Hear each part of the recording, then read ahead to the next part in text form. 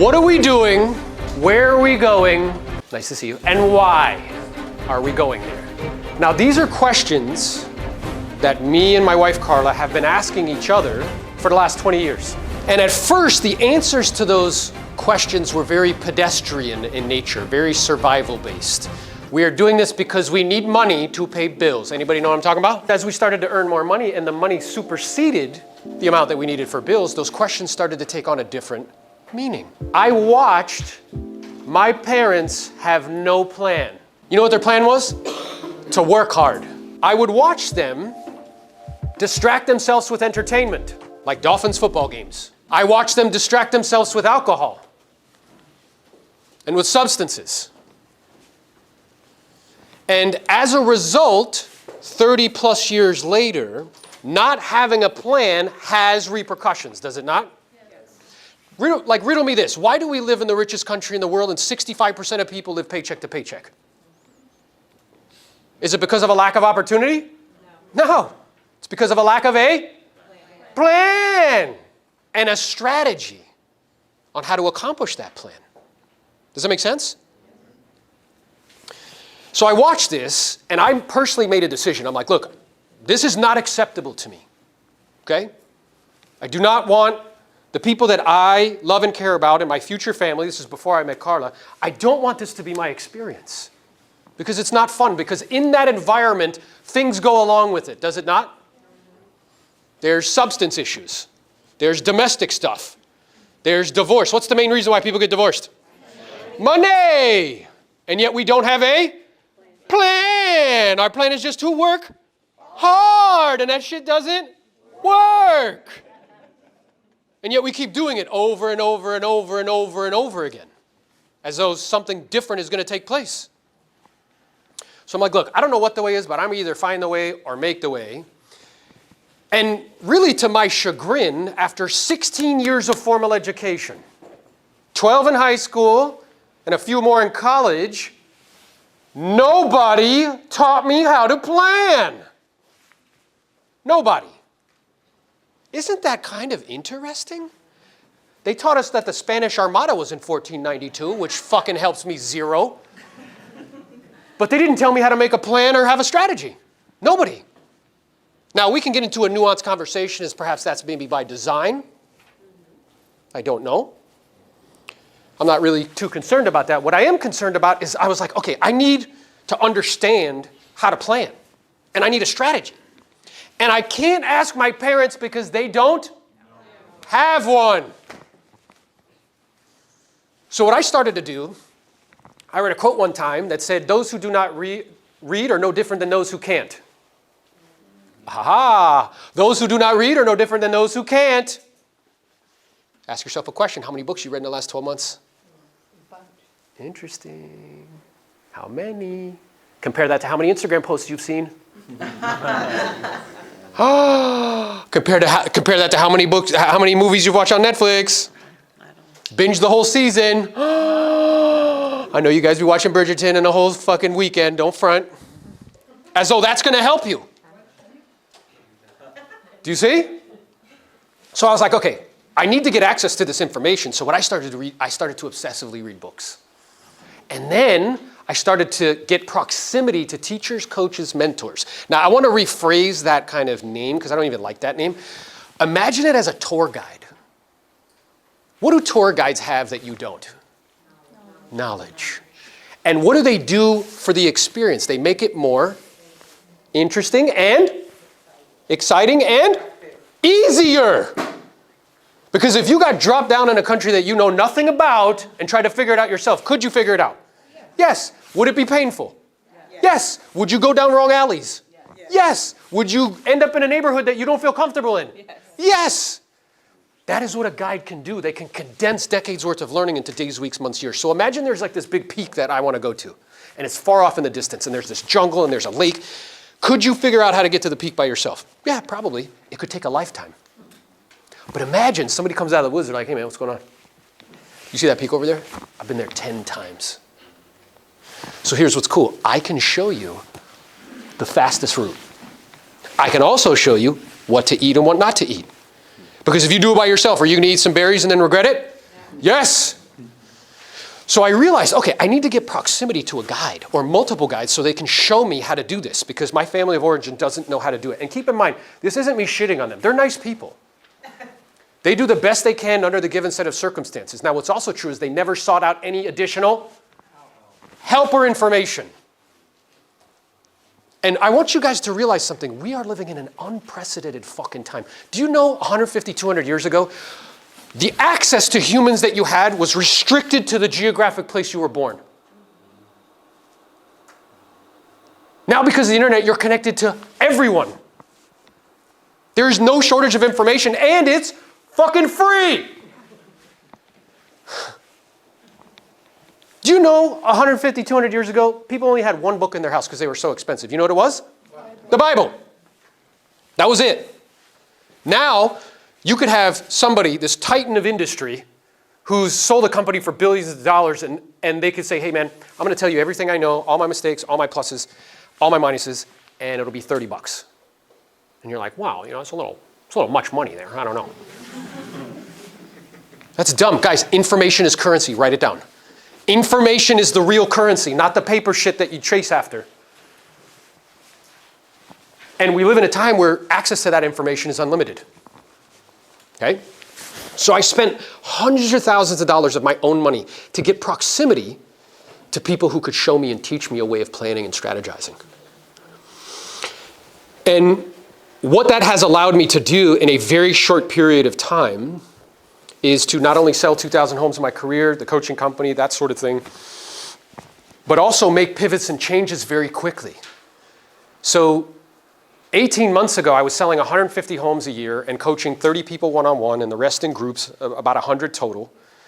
And now today, I haven't gone on a listing appointment in 10 months. I have 212 agents in an organization and I'm financially free and independent. My intention in sharing that with you is not to brag or boast, it's to show you how fast that can happen with the right plan and the right strategy. Does that make sense? And I believe that everybody in this room with the right plan and the right strategy, you could do anything I've done or others that you admire or watch their podcasts in half the time because you have tools at your disposal that they did not. Things like the internet, things like platforms that make distribution free. How many people see me on a regular basis online? Is it possible for you to not see me? No. All day, every day. Do you realize back in the day, you used to have to spend thousands of dollars to get in front of people? Now it's free. But you're like, well, I don't like the way my hair looks. You see what I'm saying? You have tools at your disposal. So, what we're going to do today is we're going to go over probably like 45 minutes, maybe a little more. I'm going to walk you through how to create a plan and how to think about strategy. The same tools that I use to consciously and purposely create a life by design. Not taking what comes, not working hard and hoping it works out, but creating the life that you want. Who's up for this? Say aye. I'm sorry, the energy's not right. Who's up for this? Say aye. Aye. Good, now we're in the right place. So, I think you're recognizing by now that this is the good shit, not the bullshit. I know you guys have been to networking meetings and shit with agents that is completely dumb and makes no sense and is pointless. You're like, well, I did networking. That's dumb. Okay, so we're going to learn some shit today, but this is going to be interactive. It requires you guys to participate. So don't be shy. You will get the most out of this that you put into it. Understood? Yes. Understood? Yes. Okay. So to get our brains to start to think about creating a life by design, I have a couple things I want to ask you. The first is, are you making C+ choices and praying for an A+ life? Yes. Look at the heads nodding. Hey, people are looking at me like, how the fuck did you know that? Are you making C+ choices and asking for an A+ life? What would be an example of C+ choices? Not reading all the time. What else would be an example of C+ choices? Not having a plan. What else would be an example of C+ choices? Who wants to tell me? Not prospecting. Not prospecting. And imagining in a marketplace where we go from 6 million sales to 4.2 million sales, that's going to work. It won't. It's a weight loss program. You'll starve to death. Okay? Am I making C+ choices and expecting an A+ life, praying for an A+ life? And I want you to realize where you are currently is the culmination of planning and choices you've made up until this point. Where you are currently is the culmination of planning and choices that you've made up until this point. Now, I know that the human tendency is to want to place blame where? Elsewhere. It's the government. It's these fucking taxes. It's the state of the world right now.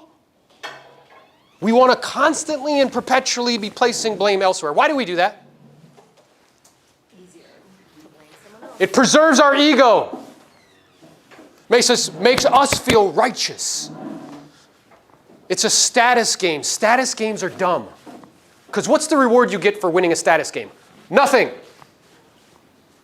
You know when people comment on my posts and it makes them feel better about themselves? It's a status game. I'm like, that's dumb. You know what I'm playing? Wealth fucking games. Do you understand? Really, really think about this one right here. The issue is not getting what you want, it's deciding what you want. You guys are capable. You know you have the same force inside of you that makes the sky, blue and the grass green. The same force inside of you makes the earth spin around the sun at 66,000 miles an hour. Google that shit. That same force is inside of you. Why do we limit it? Why? Why do we not think about what we actually want? Why do we settle for what we don't want? Because it would require me to change. It would require me to admit I'm not as cool as I am, as fast as I am, as smart as I am, as good as I am. People say to me like, oh yeah, I'm a master at scripts. I'm like, how many deals do you do? They're like 30. I'm like, you're not. Ha! Right? It's just not true. So the issue is not getting what you want, it's deciding what you want. Isn't that right, Esteban? Yeah, Esteban is a coaching client of mine. How much volume will you do this year? 12 million? Solid volume, right? Doing deals, making lots of money. He's young, handsome, makes a lot of money. You know what his challenge is? He's like, yeah, I am handsome. You know what his challenge is? Deciding what he wants. Because he could stay perpetually on the hamster wheel doing deals and getting plastic awards like he's the fucking shit. Right? But he has to decide, what do I actually want? 5 years from now, do I still want to be slanging shit? He told an interesting story where he worked as a valet, back in the day when he was 18 in Miami. It's all cash under the table. He's making what he perceived to be a lot of money at 18 years old. He was the man. You know what he did? He looked around and he saw 40 and 50-year-olds still doing it. He's like, oh no. I don't want to be fucking doing this when I'm 40 or 50 years old. And then he pivoted and he made a change. See, there he was thinking about what he wanted. You understand? But then you can start doing well, making money, and you stop thinking about what you actually want. Okay? So, intentionality in creating a vision and a strategy. Okay? This will ensure, with a high degree of probability, you'll end up in a specific destination. Because I don't want to leave it to dumb luck. Most people don't realize, there's actually 4 types of luck. The first type of luck is dumb luck. What would be an example of dumb luck? Winning the lottery. By the way, my parents would buy lottery tickets. That was their plan. Anybody else besides me ever seen people do that? Oh my God. Yeah, it's dumb. It's a tax on the poor. They keep half that money? That's my plan. Work hard and buy lottery tickets. Okay? There's 4 types of luck. One is dumb luck. The second form of luck is where you take massive levels of action and hustle and determination and discipline, and what happens is you become an expert at something. And then people seek you out for your expertise. See, I role-played twice a day, 6 days a week for 3 years. Hand wrote out scripts, prospected 6 days a week for 15 years. Now do you know what people ask me for? Your script. And advice, and they pay me for it. People say, you're lucky. Am I? Or did I create my own luck? You created. Do you see? The third form of luck is that chance favors the prepared mind. If I can see opportunities that other people can't, That's very helpful. Did you know that when Jeff Bezos started Amazon, do you know why he did that? He's a nerd. He was at MIT getting a PhD in mathematics. He saw one statistic. He saw that the internet at that time was growing at 800% a month. He saw an opportunity where other people didn't. Now he's the richest guy in the world. How can you prepare your mind to see opportunities? Study, read. Often copied, but never duplicated. What's up, team? I got with me Mr. John Mike-ish, 2300? 2300, yeah. 2300 Yesterday agents. We hit 2300. In the organization with the XP. I've been with the XP going on 20 months, 274 agents in the organization, trying to be like... That's amazing growth though, dude, in your time. Trying to be like this guy when I grow up. We have conversations regularly because teamwork makes the dream work. Yeah. And collaboration is the new currency. And we have conversations regularly with agents. A lot of these agents are highly productive. They're looking to have conversations and potentially make a change from a traditional firm, or one that is a traditional firm that pretends that they're not. Right? And so we're talking off camera about how amazing it is that most agents don't read ICAs. They don't actually... Well, did you read your last update to your iPhone agreement? Like it comes through, you just like click. Oh, that's true, dude. We don't ever read that stuff. Yeah. And in reading it though, you can really get a clear understanding of what that brokerage firm's business model is. Yeah, exactly. Yeah. Or I would even say this, what their future intentions are for that business. Because, I'll talk to real agents a lot, right? And they don't even know what they can't do. Their independent contractor agreement says that they can't offer out any free leads, any free coaching, any type of additional support, anything to encourage an agent to maybe sign up with that company and name them as their sponsor. Their independent contractor agreement literally says they can't do it. They can't throw events, they can't do lunch and learns, they can't do anything. Now, we know a lot of agents are doing those things, but my question to them is, what happens when they enforce it? Yeah. Like, are you willing to risk everything you're going to build so that one day they say, hey, you've been in violation of this all along, now we're taking that away from you? Yeah. And it's kind of interesting that it's in the agreement and other people are doing it, but they're just like, okay. Why? Because that's what you have to do in order to, to really attract and add value. And I think it also is handicapping an agent from being entrepreneurial. Yes. And adding value. Because my experience in this game is it's relationships plus value over time. Yeah, I think, when people come in second and they're like, I'm going to copy this but make it quote unquote better. Yeah. What they typically do is they'll look at the landscape and they'll find where are the complainers, where are people disgruntled, like what is that? And one of the things that they'll say about EXP sometimes is that it's siloed, like that's the word that they use. He's like, well, there's all these big organizations in the company and everybody's competing for the agents. And to one extent that's true, but I don't really find it to be a problem. Like when I worked at RE/MAX for 5 years, we were a very high producing RE/MAX. We had top agents in our market, on many different levels. And I would find that most of the time when I was competing for a listing, I was competing against another RE/MAX agent. We were the best brokerage in town. So to me, it was just like part of the deal. Like I have to sell myself at the end of the day. The company that I'm with is the opportunity that I'm running my business on.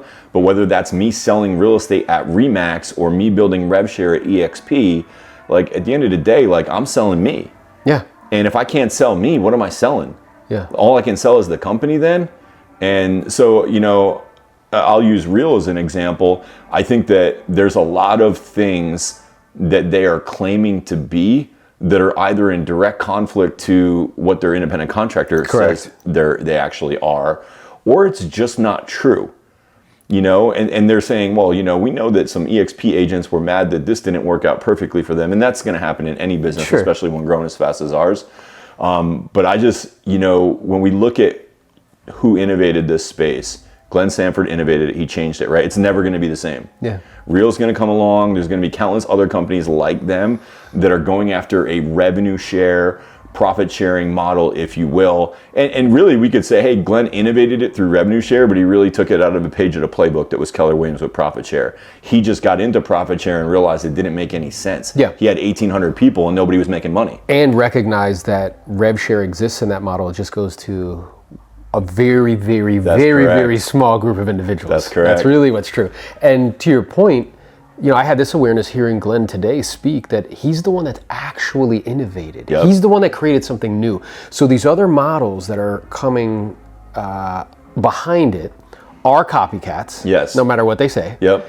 And what they're doing is tinkering with perhaps like some numbers and put a different color and flag on it and say, oh, this is new. Yeah. When in fact it's not new at all. Yeah. Right? Well, one of my favorite things that I get if I'm like out there and I'm talking to somebody and they're like, well, I heard Real was good and I'm looking at EXP, but they've been around for a while, and they're like, I'm gonna go with Real because they're like the new thing and I'm gonna have an opportunity similar to what the opportunity was with EXP. And I just find that hilarious because here's the deal. If you've ever read the book, The Blue Ocean Strategy, it's all about this concept of a new business model is outside of the box of the norm, and it's a blue ocean. Like it's, plentiful feeding and it's just clear blue water. But then what happens is when somebody sees that they're having success over there, they all want a piece of that pie too. And that's what we're seeing in our industry now. People like Real, people like Epic, LPT, these new companies are coming in, basically copying our model, saying that they're gonna do what we did. But how does that make sense when we did what we did in a blue ocean and it's now a red ocean?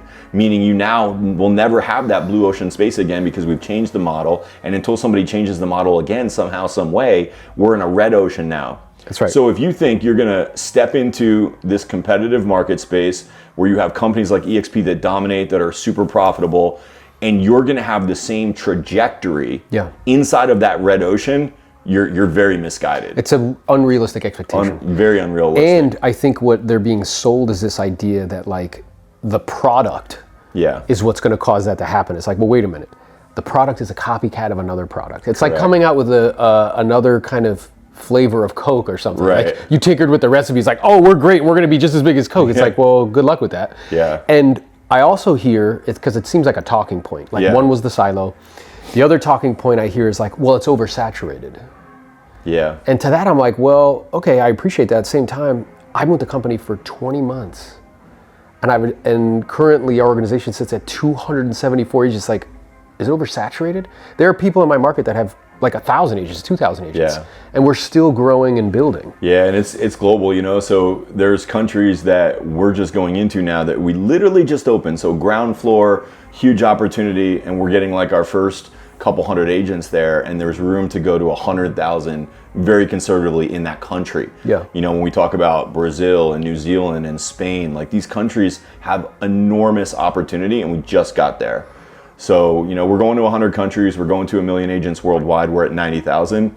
We're still very much as an industry at the left side of that bell curve. Because, hey, there's room for everybody. Like I believe that other companies can be successful in this space. It's just then it gets into like brass tacks of like, where are you most likely to be the most successful and have the greatest opportunity? And when we start laying out the different bullet points of EXP and what they offer, I don't think anybody comes close. We pay out on 7 levels. A lot of copycat companies are only paying out on 5. We pay more. When we look at these other copycat companies and we're like, well, what are you guys making over there? And we see like, oh, the number one person in that company, in their model, in revenue share, makes less than some of my people in my organization make in a month, in a year. What are you doing? What's your opportunity? So I think these are all important things that we have to consider. And I would just say this, what are you gonna build? Because at the end of the day, these companies are platforms now. That's what they are. And you can stand alone and the platform can be your whole opportunity and it can be your whole front and center. But I would argue that you should be branding and building you. 100%. And our company supports that not only from an infrastructure side, but they actually encourage it. Yeah, support and encourage.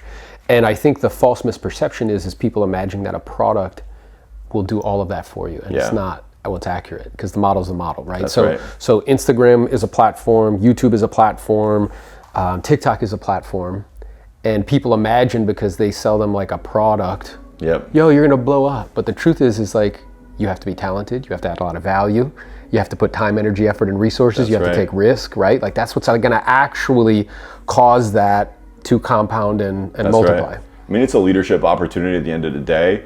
And, I think that's why a lot of us who are leading brokerages, like an independent like I had, or you were leading teams, like you were leading before you came to EXP, we're just transferring that leadership to a new opportunity with much more greater rewards.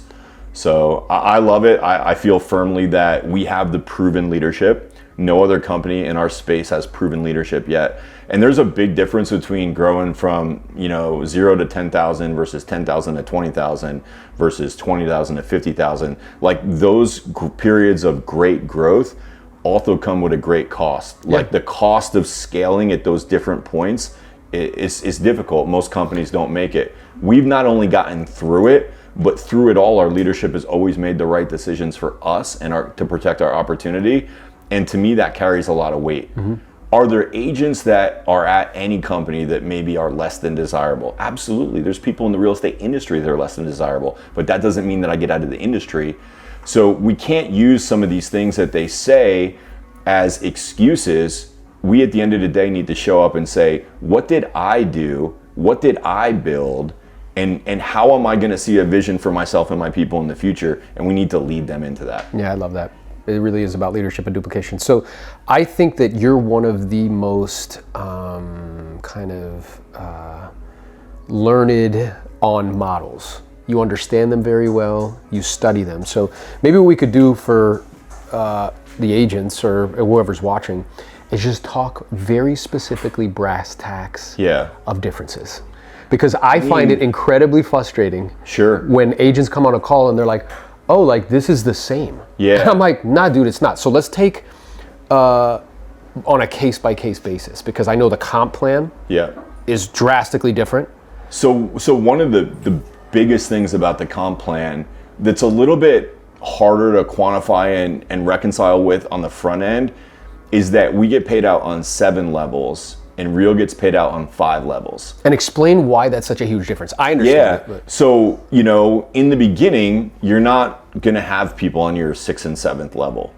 But as it grows, as it builds, you're gonna have a lot of people on those lower levels. In a mature organization with proper compounding, those are gonna be the biggest levels you have. Case in point, above me, so I'm part of somebody's 7th levels, right?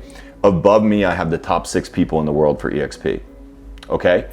When you talk to those 6 people, across the board, 80% of the income that they make today comes from their levels 6 and 7. Yeah. Now, let's just rewind the tape a minute. Let's say they had built at a competitor's company and they had 5 levels.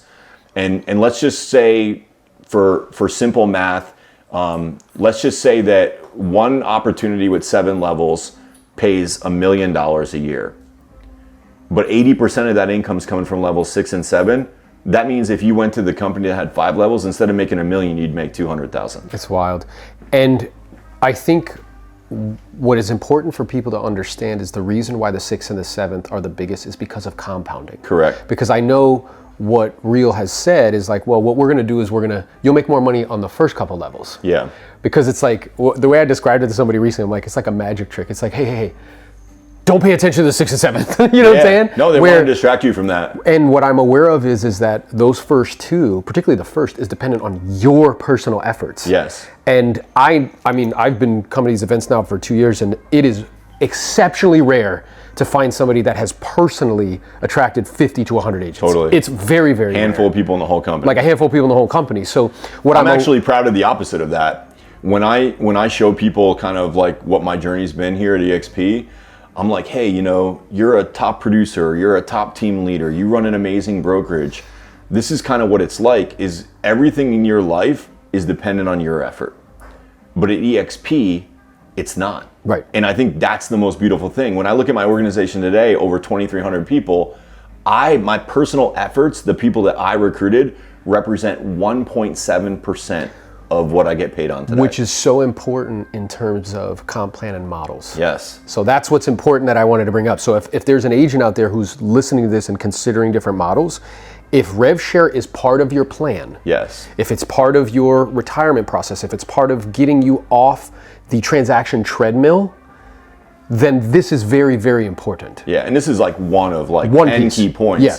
I think though, what I'll get sometimes is like revenue share is not that important to me. Yeah. So that's one of the things that I've heard come up lately is like our competitors are trying to get the focus off of revenue share because they know our model's superior. Yeah. And they're like, but we're like one big happy family over here. And it's like, we are too. Yeah. You know what I mean? Like there's nothing that I wouldn't do. I've flown across the country to events for you and whatnot. We are too. And some of our organizations are bigger than these other entire companies. Yes. So siloed or not, like we're all there for each other and we're all there to help each other. But it really matters that like you start to think through revenue share because, you know, the reason that these companies exist, the reason that we're all here today is because we've done it the way without revenue share. We got burnt out. We were on the hamster wheel. You know, we were tired of just spending money to make money constantly and recruiting people to have them leave. So it's like, I would say that if you're not interested in rev share, it's because somebody hasn't properly articulated it to you. Yes. Because everybody should want this. Yes, and what I'm aware of is the difference between short-term thinking and long-term thinking. Yep. So the vast majority of agents in the business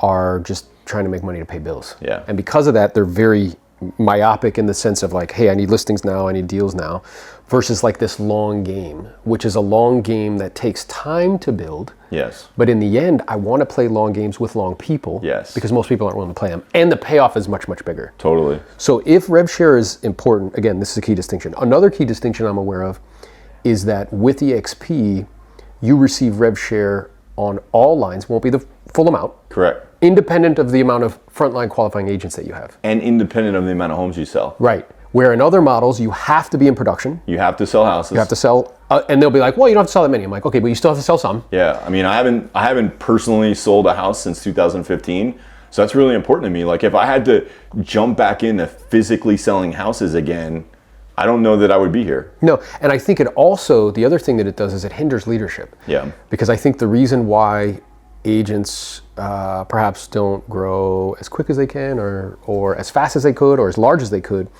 is because they are still focused on selling real estate in high volume. Yes. Where this model allows you, it allows me, I haven't sold a piece of real estate in 14 months. Nice.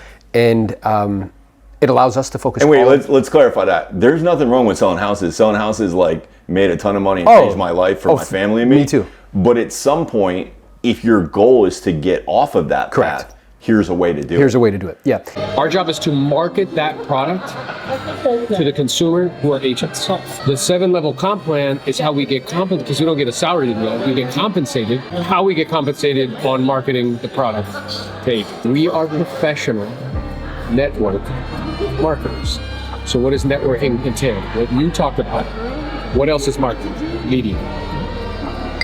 So if you do those two things aggressively, then you will be disproportionately rewarded because of the comp plan. I was like, that's right. That's why everybody should be doing media. Because we get basically paid.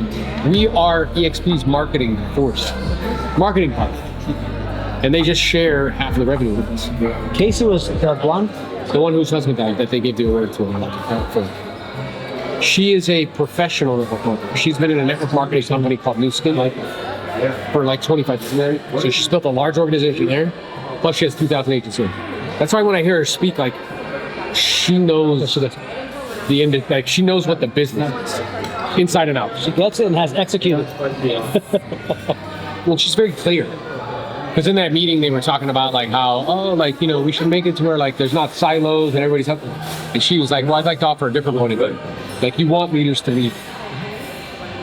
And it's okay to have like healthy rivals and competition. And if you get beat by somebody that's better than you, like, okay, that's what it is. And you want leaders to lead. She also said that you should keep it like uniform till a certain point and then like let people do whatever they want to do. He said when an agent has 500 people under that, they could start their own brand. Like their own website. But before that, they should be under like the brand. Like illegal, you know what I mean? It's like, and the way a guy described it, which I thought was insightful, was like, Gary Keller used to tell people, this is where entrepreneurs thrive. And he was like, no, this is where entrepreneurs thrive.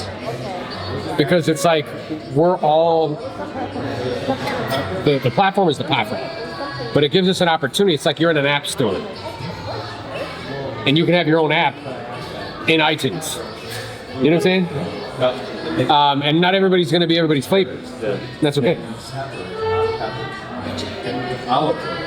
So it's just very insightful. Personality, approach, there's so many factors why somebody would want to join you or not. Right, like we were talking with Carla, had like this awareness. She's like, oh, like I can do more of what like I'm doing. Well, and I think Carla in the past, she was like, oh, like I do the operations side. And Aaron does like the attraction side. She was like, oh, I can do the attraction. I'm like, yeah.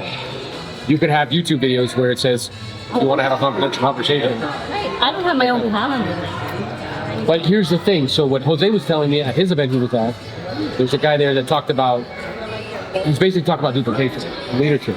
What he said is there's 12 different skills of leadership. One is like coaching people one-to-one. Right. One is like events. One is like running a third-party call. One is like time management. You know what I mean? So there's like 12 different skills, and I told him that would be a perfect thing to talk about at the leadership retreat in the DR. So what's interesting is right now, like, and as he was reading them, it's like email management, like all these different things. And I was listening to him, I'm like, yeah, I have, you know, a lot of those things. But he was saying like, you can also seek out training on each one of those individual skills. So like for you, a skill that's starting to, you became aware of today that you could cultivate is running a third party. But also having a link and putting it on all my social media and blasting it out. And your own separate calendar that's not mine. Right. And having a YouTube video about the model and about why How it changed their life. how it changed my life specifically. Yeah, and understanding the other different models when they ask you questions, like all the stuff that I'm doing, like you can do that. But I could talk about my experience as a mom and how I want more time Yes. with my kids. So you can bring that. What I'm saying is like also understanding the difference between the different models. So when they ask you questions on third-party calls, you know what you're talking about. Right. I need to like Right. really know my stuff. So you've stepped into, let's say, like the skill of events because you've done them. You stepped into media, which I think is part of one of those 12 skills. Then you've also, now it's like stepping into running third-party. I think the email marketing too, using like the AI prompts, you can create a whole campaign. Yeah. So people, they maybe go on your link and they Yeah, then they're in the ecosystem, but then they get an email. You tag them, and then they're getting emails. Yeah, drip campaign. Both of you are attracting different people. People. Yeah, what I told her today, I'm like, you will attract someone who will not actually be attracted to me, like a completely different person, and that's okay. And now that's your superpower as a female. Well, what really got me is like, I want to help my sister. I feel like she really needs it. And I feel like this gave me kind of like a plan and a path. And tools and like a mental map. Yeah, that I could teach her to do too. It's not her. It's how many other females. It's not just her. I have a That's list what I in my mean. head of It's other not just her. people It's- in our Well, and I think she also became aware because she's seen what it's done for us, and like she knows that what we're doing is like wild. She has this awareness that like she can do that for other people, and that's what like gets you. That's what gets me excited because like we're good. Like, we're financially well off. And so me making more money for myself is not that exciting. It doesn't get me up. But if you tell me that I can help my sister change her life, or other ladies like single moms in the organization, like that gets me excited. Countless other That women. gets me excited. Like if I could change their Like legit. And I feel like it's the first time I saw a plan that I can teach them. It's good. They have to like, somebody has to tell them to turn it off. Well, how many conversations have you had with me about that? Like they have to tell you to be like, yo. Well, you hear balance. You hear everybody talk about balance. Like that balance. You gotta balance. Yeah. It's like, it's the goal and everything get out of the way to get to the goal. Sense of urgency. There's not an off switch. And it's a recognition that it's a season. Right, because you don't want to. So one of the things that I was aware of too, like let's say you build to like 2,000. The probability, naturally and normally, and particularly depending on where you are in your life cycle, that you're going to aggressively charge is probably small. It's normal and natural. Sure. Because at that level, what I'm also aware of is like I was talking to Mike and she hit the 2,000, where he's growing at 100 agents a month, independent of him. Like, what it starts to aggressively build, so as a natural byproduct, you probably want to enjoy some of the fruits of it and go hiking for 3 weeks, which he's doing in June, or travel like every, you know what I mean? Otherwise, what's the purpose? It's normal, right? It's natural. So it's a recognition, it's a season. I told Carter when we first started doing this, it's the same thing as like with the real estate thing. And that didn't work out the same because it wasn't as leveraged, didn't compound, but it did in the fact that it took me 3 to 5 years to acquire the specialized knowledge to be able to make 7 figures selling real estate. Well, with this, you can spend 3 to 5 years of building and cultivating leaders in that, like radically take your foot off the pedal, and it will continue to grow independent of you. It's 3 to 5 years for you to have time freedom and location freedom. 3 to 5 years of flying around the country, driving to people, doing events. 3 to 5 years of volume over time. You know what I mean? Like ridiculous amounts of volume over that time frame for the long-term payoff in a vehicle that compounds and is highly leveraged. And people won't understand it. They won't really get what you're doing. But like bees don't take the time to explain to to explain to flies why honey's better than shit. So like they don't understand what we're doing because most people are playing a short game. What we're doing is playing a long game. The issue with long games, it takes a while to get like traction. It's fun and juicy and traction. Sure. And I think that bamboo example is gorgeous. Yeah. It's perfect. And I think part of it is skilling up. Yeah. I had the thought today of, all right, I've been here once before. It was in my real estate business. And now it's just skilling up in this industry. Yeah. And knowing a presentation and how to ask questions of people to qualify them enough to where then it just becomes, okay, I'm doing this again, I'm doing this again, I'm doing this again, I'm doing this again. I was explaining to Jose like that as a professional in this game, it requires similar skill sets, some that are different. And it's the acquisition of those skill sets. Where he was saying he was in a room with a leader that built 1-800-JUNK into the company that it is. And it said in the duplication of leaders typically have like 12 different skills that he mentioned. One of them was being able to do events. But it goes to what Mark said. One is learning how to coach one-to-one. One is learn how to build people one-to-many. One was like time management. One is like conflict resolution. Being able to resolve conflict. So it's going to happen. It's going to happen. You've already experienced. Oh yeah. So it was interesting because I was talking to Ricky and his natural disposition is to move away from conflict. He doesn't like it. So there was someone he was talking to who said that they had conflict with Jose because Jose tried to go after a listing that he had.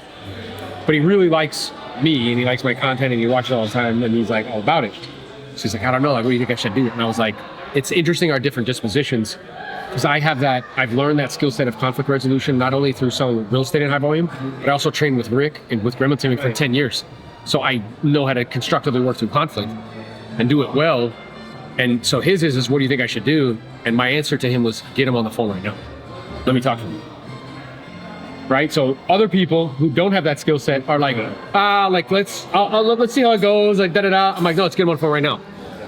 I want to talk to him about it right now. Squash it. It won't go away. Yeah. But what I thought was really insightful, and I told Jose at the Elite Builders Leadership Retreat in the DR, he can talk about this. So really in building leaders, it's a recognition. I told him what would be really awesome is let's say we have a board of like leaders in the organization with a report card on those skill sets. So like Mark's like a 10 on this, he's like a 5 on this. He's like an 8 on this, he's like a 7 on this. So that way we know, and we know what areas they need to work on and what areas they can help others with. Because if you're a 10 at something and Dan's a 7, I'd be like, yo, you need to talk to Mark about that, on how to do that. And that's super helpful. And I think with radical transparency and with no ego, so with that exercise we did today about like, what are my strengths and weaknesses, right? Yeah. That requires like, you not getting upset about what somebody says accurately about what could be a weakness for you. And being vulnerable. Well, yeah, the person who's giving you that guidance is giving it to you from a place of love. Like, I'm not trying to be an asshole. Sure intent. Yeah, and what I think is also true is that with those type of report cards, you know who to match with who would be like really good team to work on something together. Does that make sense? So in a very interesting way, it just happened to be that way. But when we were doing strengths and weaknesses, what Carla's weaknesses are, I happen to be very strong in. And what my weaknesses are, she's exceptionally strong in. So together, we're actually a really good team. And what's happening now is that with what you were saying, you're starting to acquire some of those other skill sets, or you're open to it. And you're aware that through the acquisition of those other skill sets, you can actually lead other people and change their lives. And I don't have to be as good as you are. Yeah. It doesn't really matter. Yes. It's a matter of doing it. Just doing it. Right. Yeah. And like Casey said, the only way that I'm going to get better is by doing it and playing back. Yeah, because she asked her, she's like, well, as an introvert, how'd you get better at speaking? She's like, I had to speak all the time. Yeah. And the thing that gets in our way also is, and I know I've experienced this, is my thought always goes to, well, I'm not as good as. So then I shut down. When they were asking about production numbers, it's like, who here has sold X amount of homes? And you were one of the top 10% standing. So I looked at you, I'm like, do you see? You see what I'm talking about? Like, that's who you are. Yeah. What he was talking about, you have, like, for doing these events, there's got to be a skill that you're giving to these agents to go to these events to do it. So, skilling up. I said to you, where like you have the intestinal fortitude and courage, where you started doing the events, right? Yeah. And he asked me, he's like, "Can you want to give me some honest feedback?" I was like, "Yeah, bro. Here's what worked really well." Yeah. Right? And I was like, "Yeah." And what I'm also aware of is, from a speaking perspective, you can get better at telling stories and with interacting with the crowd. He's like, "All right, what do you mean?" I'm like, "You're just like talking to them." And I was like, well, start with a heart story of you sleeping on your parents' couch when you're 30. And then also asking engaging questions. Like, you've seen me speak where I'm like, how many people besides me have ever had that experience? Right? And when I'm walking by people, I actually look right at them while I'm talking to them. Or like, hey, I'm noticing some heads nodding. Or what do you think this means? Where when I did the thing where I was like, who does Michael Jordan's mom represent? And then be quiet. Instead of telling them, because it gets interaction. But you were like, oh yeah, that's accurate. And I can work on that. Yes. Yeah. So it's iteration. And it's just doing it. That's right. And what's happening, what I'm aware of too, is that like, we all have report cards. And what I view like my role, and essentially your role is for the people that you bring into your orbit, is to like know as best as I can people's report cards, and then be able to help them in the areas where they need the most help. Flying in from North Carolina, the founder of Real Estate B School. He has served over 5,000 families, and now he helps 1,000+ agents scale their business so that it doesn't take over their lives. Let's give a big round of applause for Lars Hedenberg. I promise you I'm gonna cry. Don't get freaked out if it makes you uncomfortable. Just let me do it, it'll be fine. There wasn't anyone that was more like a hard stop against EXP than me, I promise. And now I can talk about it, for days.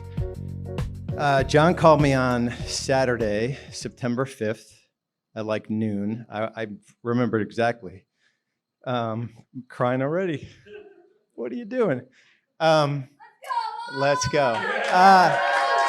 So John and I were united against this EXP front. Like we had, decided this was not our thing. So he calls me on Saturday. He's like, I'm shaking as he's saying that he's bringing his team over to EXP. And then he asked me, have you actually studied it? And I'm like, oh shit. I never actually studied it. Guess how many people invited me to look at EXP before September 5th, 2020. Properly invited me. Guess. One person. So one person tried to get me to look at it like 3.5 years, 4 years earlier. And so the encouragement is there are people that want to come into this model that just need to be properly introduced to it. That was Saturday.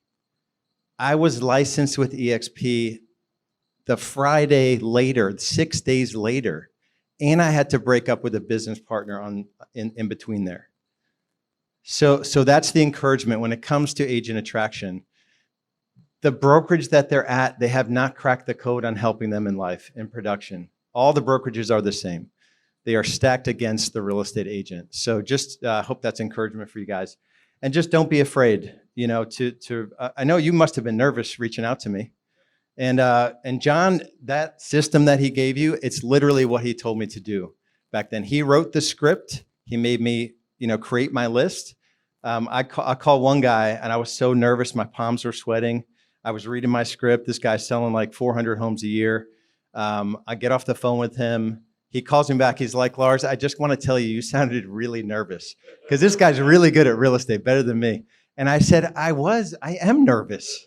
Like, this is nerve-wracking, right? I had never done this before. So there isn't a part of your journey that isn't going to make you severely uncomfortable, whether it's growing your real estate business or if it's doing agent attraction. So I don't know if I'm going to be able to do it in that time, though. You might want to reset that clock. Yeah, let's start it over again, because that first 4 minutes was not my topic. All right, so anybody feel a little bit of turbulence this last year and just in general?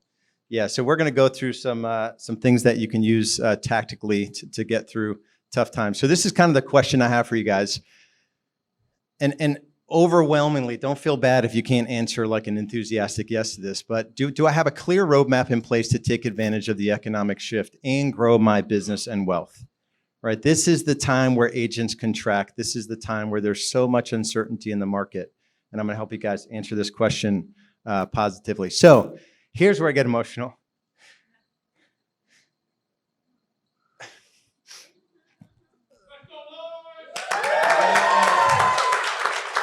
I remember this like it was yesterday.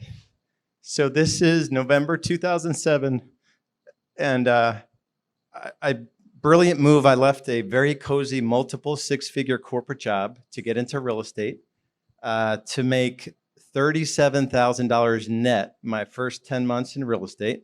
I sold a lot of homes, but I bought all the same stuff John bought at the same coaching conference, and I wasted all the money, didn't know what I was doing. But I was not going to let down my family. That was the driver. But a year later, I figured out how to sell a lot of homes. I sold 44 homes in my first full year. And yeah, that's like great, but I was sucking at home. You know, luckily Anders didn't realize that my BlackBerry, like, it wasn't a toy. And, you know, I should be like loving on my kid as I'm feeding him a bottle, but I'm doing a deal. And where's Julie? She's in the back. So I don't know what made her take all these pictures at the time when I'm not doing the thing I should be doing, but it helps me now in these presentations. So it definitely wasn't working. This is, anyone work a deal on a vacation and piss off your spouse? See, it's not just me. She still remembers this. Like, the in-laws were there, my family was there, and I was working a deal that didn't even close. And it's in the neighborhood that we live in now, which I run in the neighborhood and I run by it all the time. So I'm constantly reminded of like this one deal. I mean, if you ask her about it now, she still remembers it with like pissed off about it. But I did have a plan, and she was working at the time. And now looking back, she's happy that she had the money coming in, because my plan didn't look like the best plan out there. But I had a why. So I cannot tell the full story, but I had a very jacked up childhood. So nothing that would like obviously have you think that I could do what I did. I just knew that I didn't want to be like my dad. And so in a roundabout way, you know, failed marriage, addiction issues. He drank actively until I was 15. And just watched a guy die, you know, with nothing financially, which really doesn't matter, but no people even cared that he left this earth. Like, less than 5 people. I had to call 2 people to let them know that he passed away. right? So there was a model of what I knew I didn't want to be, and I was gonna figure it out. So my question for you, with John, or maybe Jose said it, I think I'm lucky that I had this sort of jacked up childhood, and it can serve you in, it can be like not the best thing because you can be unnaturally driven, but I just knew that I was going to not be like I saw, right? I was going to be a great husband. I was going to be a great dad, but real estate's really hard to be a great real estate agent and be great at those other things. So you need to get really clear on what your why is, like really in touch with your why. So that when you're doing your workouts, when you're prospecting, when you're doing the hard things that nobody else wants to do, you can just instantly think of your why and it just motivates you to take action. There's just no question about it. So I'm not going to go through this now, but you need to get actually write out what your why is. And you need to look at it in the times you don't feel like doing what you need to do. It's really, really important. I'm not going to go through my background. I only use this picture. Anders on the upper right there, he's 6'3" now. So to put a picture of a 6'3" kid and my daughter who doesn't like me or her mom, is not as cute as that picture. That's a picture I had framed on my desk for many years to motivate me to kind of do the shit that we don't want to do. So I made every mistake you can imagine in business. I just wasn't willing to let those mistakes, take me off of what I wanted to build. And I'll get through specifically. I'm going to go through an exercise with you guys to kind of lay out that process for you. So here's what I'm thinking about as I think we have some tough stuff to go through as a country. Not anything political necessarily. I think we've just been kicking the can on, financially. And I think the global stuff that's going on, I mean, it's a really weird time right now. And I do think it's going to come to a head at some point in the next, 1, 3, 5 years or so. So these are some of the things I'm thinking about. Shifts are normal. So if these guys are out of high school, and I think you're coming into a really tough market that when you're telling your story up here 10 years from now, you'll be like, man, what a blessing to come into a shit show of a market, where I had to fight and scrap, and that 110th door I knocked on that rainy Saturday, they finally answered and let me into their home to list their home or whatever your story is going to be. But this is just normal. And it's driven, anybody read the book Shift by Gary Keller? It's really, really good. So where we are right now, so we're in the tail end here where the income available for agents, that was 2021. Who had a better 2021 than 2023? Right? So that was 2021. Now we're probably down here, but the agents haven't left the industry yet. Maybe 100,000 left the industry last year. So there's this crunch on way too many agents, not enough income. And that's the kind of shift that we're seeing right now. So it'll just do its thing, and a bunch of agents will leave this year. Probably another 150,000, 200,000 will leave this year. And then we'll be the guys and girls that are left, and then we'll kick ass. In Charlotte, North Carolina, we went from 15,000 agents to 5,000 agents when I got in the business. So the first 3-4 years, everyone was getting out, and there was just more deals. When it started to come back, there was just a lot more business to do. So I think this is the time to get excited.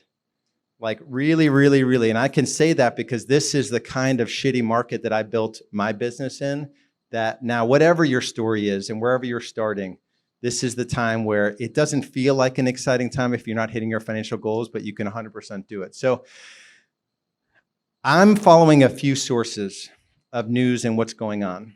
A lot of you are following way too much stuff, and you're just in the daily sort of either social media or the 24/7 news cycle. So just make sure you're only following a few sources.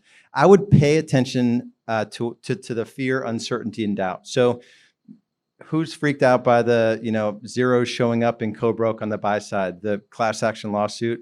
I talk to agents. They're like, what's going to happen? that whole side of the business is going away, or the election, or the war here or the war there. It's all noise. It's all noise. It has zero impact on your ability to do real estate. But if you let it get the best of you, it will 100% take you out of the game. So you just need to stay out of the FUD. Some of you need to make some tough decisions on your finances. You're living your lifestyle like it was 2021 or whatever that big year was, and you haven't scaled back yet. In terms of monitoring your personal economy is critically important. You need the cash flow to stay alive and stay in this business. You're not going to be a great real estate agent if you go back to the job you did before real estate, right? That's not going to serve your real estate career. So let's talk about how we get there. So anybody read the book Atomic Habits by James Clear? Yeah, if you haven't read it, it's like really, really good. You know, everything we achieve in our life is just a series of these small habits, and it breaks it down in a way that's understandable. So becoming the type of person you want to become, someone who lives by a stronger standard, someone who believes in themselves, someone who can be counted on by the people that matter to them, is about the daily process you follow and not the ultimate product you achieve. And there's just like so much comfort in that. Like it's literally, like, what do I do today that's going to lay the groundwork for the week, the month, the quarter, the year, the 3, the 5 years. And none of it comes as quickly as you want it to, but you just compound all these wins over time and you'll get there. So I guarantee there's nothing I'm going to talk about in these 8 must-dos that you guys haven't heard. So I'm going to let you down here right from the start. This stuff is really, really simple, but it's not easy. So just understand that this really is the framework that I've used to sell a ton of real estate personally, sell a ton of real estate with a team, do really well in the coaching space, and then same exact thing. I started at 0 with no skill set, with a script that was written by John, and the spreadsheet he shared with me, and fill it in, and you're calling these people. That was starting at square one again. Same fear, same sweaty palms, and it was simple. It wasn't hard. I literally just need to call people and read the script. I read the script, and here I am. I've already sold 5,000 homes. I've already have this successful coaching company, but I'm nervous. My palms are sweating, and I just trusted the process. So for some of you that aren't doing what you need to do in real estate, it's just following the process and just doing it, whether you like it or not. So the first thing I realized that allowed me to disconnect the money I made in real estate from the time I put in was a very simple equation. Well, let me start with this.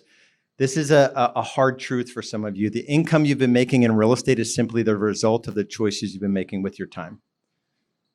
Kind of obvious statement, but if you're not where you want to be financially, it's likely on a daily basis. And if you just stack up all the wasted time daily, the beautiful thing, we're all standing here today, our balance sheet, our bank accounts, our relationships, they're the result of all the choices that we've made. For the most part. There are extenuating circumstances, of course. And I just love that because we just get to use all of that, whatever, all those mistakes as fuel for whatever's to come in the future. So there's no shame, there's no blame. You can start where you are today. So I didn't call it this back then, but the money you're making divided by the hours that you're working. I was talking to a guy, I forget his first name, but he has a corporate job. He has a full-time job now. Likely works, a 40-hour work week. I think he was making $80,000 or so. So $80,000 divided by 2,000 hours a year he's working in that corporate job, he's making $40 an hour, right? My first 10 months in real estate, I only took home 37 grand. I worked about 2,000 hours. I made $18.50 an hour. And I decided when I figured that number out, I was going to change it. I wanted to make $250 an hour in real estate. And just that mindset shift, you guys have to know what the math looks like. So you have to know your current number, like your total income, even if you're working different things, your total income from last year, 2023, divided by the number of hours you worked, that's your business freedom index. And for some of you, you're not. I was in a room that was about the size of this room, and it's me and one individual. And he had asked me to be on his podcast. It's called The Closer Club. Some of you guys may have seen that.